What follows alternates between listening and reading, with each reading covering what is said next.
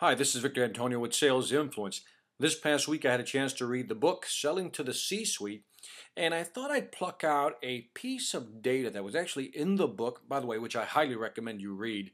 A piece of data in the book that I want to kind of go through with you because it was so rich in information and data that it just required a little more elaboration. Let me go ahead and show you the table that was actually in the book that I found fascinating. Here is basically a table that talks about the executive expectations of salespeople. In other words, what are senior level executive people looking for when you're talking to them? Let's look on the left-hand side, and this was a study done in 1995. On the left-hand side, you'll see that the first criteria is ability to marshal resources. The second one was understood my business goals, responsiveness to my requests, willingness to be held accountable, knowledge of company's product, and demonstrate ability to solve problems, and so forth. Let's go back to ability to marshal resources. In other words, the CEO or the senior level person is thinking, hey, if I need help, will you be able to find the resources necessary to solve whatever problem or issues that may come up? The second one was understand my business goals. They want to know that you understand as a salesperson their business goals. Responsiveness to my requests. Almost similar to marshaling resources, but this one's also talking about, making sure that answers get done right away. Most of them are going to expect problems to crop up. They just want you to be there to pick up the phone when they call. Willingness to be held accountable, you know what that means. Basically, you put yourself on the line. And knowledge of products and demonstrate ability to solve problems and so forth.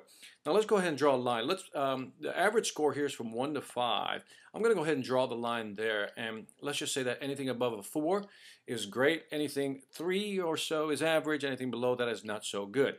But I just wanted to highlight everything above the 4 range because that, as top salespeople, where do we want to be? Above the 4.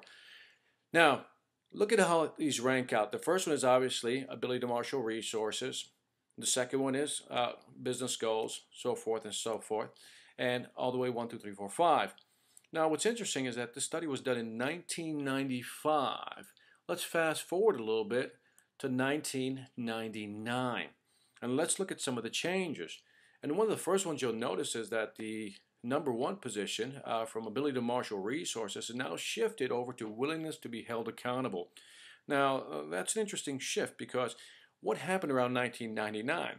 I would argue that that's when we were going through a recession, the telecom industry and the tech bubbles were bursting, and guess what? People wanted to be held accountable, or at least executives wanted you to be held accountable for some of their requests.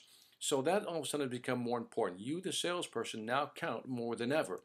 And the second and third, fourth, pretty much just kind of switch positions, but again, no statistical meaningful difference.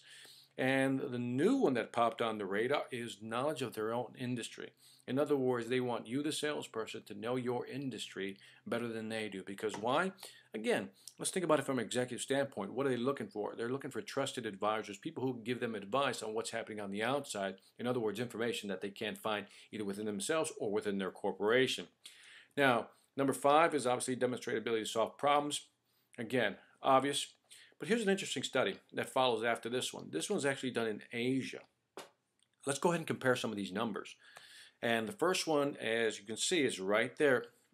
Again, everybody's settling into willingness to be held accountable. That's a big one, folks. Number 2 and 3 is 4.2, 4.65. And again, pretty much the same. But look at again, number 4. What pops up on the radar? Number 4 is, again, knowledge of your own industry.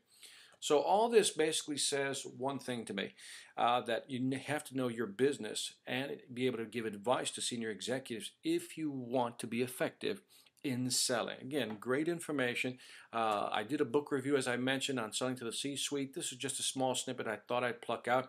If you want to see the book review, please go to salesinfluence.tv. This is Victor Antonio with Sales Influence, reminding you, selling ain't hard when you know how. Take care.